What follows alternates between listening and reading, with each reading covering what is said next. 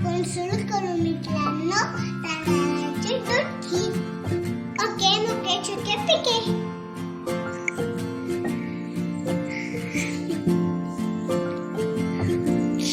आता आपण सुरू करणार आहोत तांदळाची टोटकी.